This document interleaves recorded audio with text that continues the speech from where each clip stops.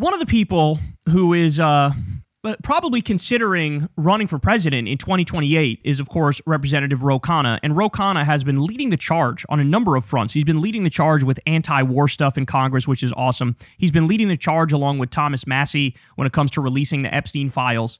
He's really done a great job of sort of making a name for himself and carving a lane out for himself among a bunch of Democrats who, let's be honest, are not really making too much noise or fighting back too hard. So Khanna is getting, now this aura of a fighter, this aura of somebody who's got his finger on the pulse and who is sort of steering the ship of the Democrats in a much better way than Chuck Schumer or Hakeem Jeffries ever could, right? And the other thing he likes to do is mix it up. I mean, this guy will go in the lion's den and he will fucking throw down with some right-wing assholes. And they love having him on, too. So here we have a great example. Khanna goes on Fox Business. And by the way, I should point out, I had seen him on MS Now the other day. When this was one of the many days where Trump was bombing innocent fishermen and committing murder in the Caribbean. And you had Khanna on there, totally, completely unequivocal, being like, these are war crimes. They're trying to do another regime change war. This is illegal. This is unacceptable, right? And making it so that the other hosts go along with him too. Like, I actually think he's shifting the Overton window on MS Now, where you have, people who otherwise maybe wouldn't be so stinging in their rebuke of this particular action from Trump. All of a sudden they are, right? So love to see that. So here we have Khanna talking to Maria Bartiromo on Fox Business, and he low-key sort of lays a smackdown. He lays a smackdown on these right-wing talking points. Let's get it. In terms of this affordability, do you find it interesting that we're not talking about $7 trillion in spending under the Biden administration and 40-year highs in inflation? I mean, isn't that... So she's trying to blame current inflation on Joe Biden and the Democrats. That's what she's doing. The affordability crisis that really started all of this, and it was at the Democrats' hands?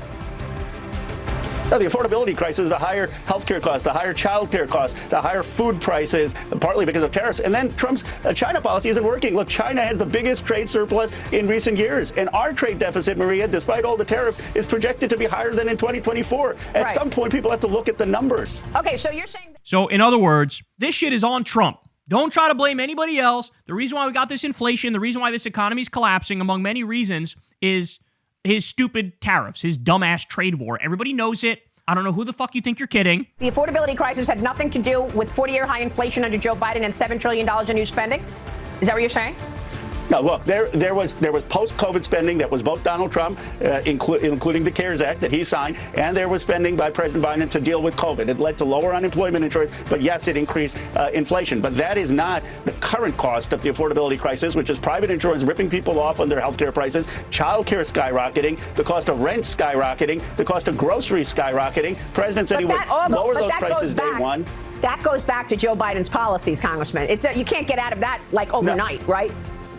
No, that's like FDR in his fourth term still blaming the previous presidents. I think the reason this has happened is you've got an economy in my district, $18 trillion, tax breaks for the billionaires, and no one has done anything on the child care, health care, housing costs of the American people. Well, just to be clear, I mean, the big beautiful bill is cutting taxes for average Americans and people not in the billionaire class. That's called no tax on tips, no tax on Social Security.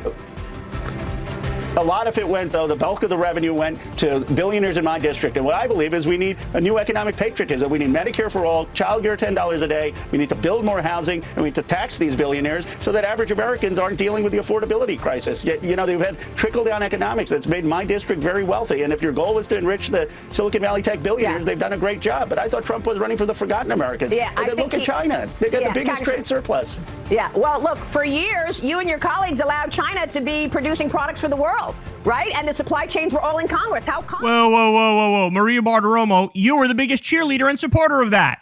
Who do you think you're kidding? The free trade stuff? You were the biggest supporter of that. Ronald Reagan, every Republican would suck off the Ronald Reagan mindset of like, yeah, let's outsource all of the jobs. Fuck the factory towns.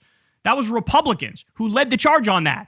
And now here you are going, you guys want to outsource. Khanna didn't want to do that. Khanna has always been a guy who supported domestic manufacturing. In fact, he's proposed bills to bring back American manufacturing. So you're barking up the wrong tree here. It's allowed China to be producing products for the world, right? And the supply chains were all in Congress. How come? Why are we now dealing with supply chains in America today rather than over the prior couple of years? You're absolutely right. It was a mistake of both parties. They hollowed out the working class here. They let too many jobs go to China. But I thought President Trump was going to try to fix that. Instead, China's got the biggest trade surplus they've had, bigger than under Biden. Our trade deficit isn't coming down. Thank you, sir. And Merry Christmas. Happy. That was low-key a total smackdown there. Everything she said was false. I love how she brings up the big bullshit bill in the middle of this as if that's a point in favor of Trump. Meanwhile, what did that bill do? It added $4 trillion to the debt and the deficit.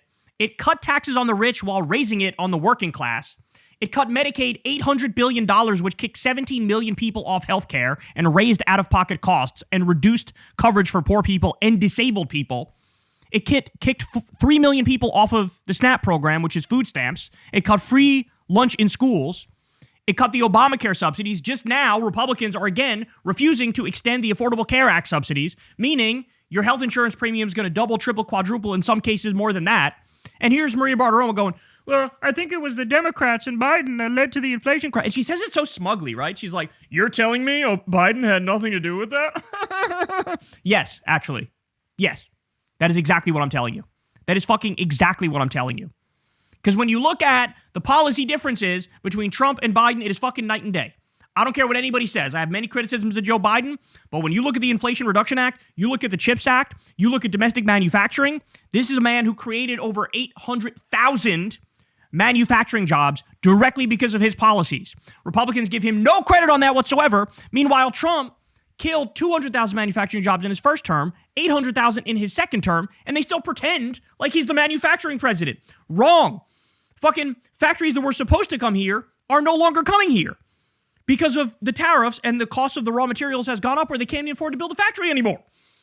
So yes, the inflation crisis is completely on Trump now. It is directly because of those tariffs. It is 100% because of those tariffs. There's no ends, ifs, or buts about it. And at the same time that's going on, as Khanna correctly points out, you're refusing to do any more healthcare subsidies, which means healthcare costs are going to skyrocket. So Republicans are letting the AI data centers run wild and get built everywhere and pass the costs off onto Americans. There's been a 13% increase in electricity prices.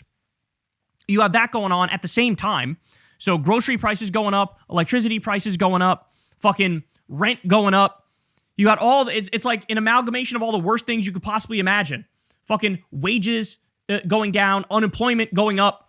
You got all these problems coming to fruition because of Trump's stupid-ass policies. And here's Maria Bartiromo trying to blame Biden and Democrats. Please, what a sick joke. What a sick joke that is. The other thing I wanted to point out while we're talking about it here, there's this chart that was put together by this guy, Kyle Tharp. I guess the original source is Jesse Lyric. And it goes through the potential 2028 Democratic candidates and the number of podcasts they've appeared on. And isn't this fascinating? The number one is Khanna, and he's like just draxing everybody else in sight. He's lapping them, right? So Khanna's been on 74 podcasts. Chris Murphy, 35. Pete Buttigieg, 35. Rahm Emanuel, 32. Oh, please. That guy's going to this could be an embarrassing campaign. Gavin Newsom, 31. Westmore, 31. You go down the list here. Look at the bottom. AOC has only done 3. Kamala Harris has done more than AOC. Mark Cuban has done more than AOC. Fucking Josh Shapiro and Mark Kelly have done more than AOC. So I don't know. I don't know if she wants to run for Senate or presidency. I hope Senate, if I'm being honest with you. But if she's going to run for the presidency, she is being far, far too cautious because the path forward is exactly what Khanna is doing. He doesn't say no to anything. He'll go on Fox News, he'll go on MS Now, he'll go on Fox Business and CNBC and CNN, and he's cultivated relationships there. He goes on all the new media shows, bro. All of them. Today, he's going on the Vanguard. So the guy, he's everywhere. The guy's everywhere. And he's fucking making the left-wing case, releasing the fucking Epstein files, fighting back against the warmongering. So, man, he's making a move. He's making a move, and he's really gaining quite a bit of notoriety at a rapid pace. But shout out to him for that, and shout out to him for laying the smackdown on Maria Bartiromo. You love seeing a Democrat go in the lion's den and just fucking dismantle their horrifically shitty arguments. Hey y'all, do me a favor and like and subscribe. It helps out big time in the algorithm. Click the bell as well for notifications when videos drop, and watch that video on screen right now. You know you want to.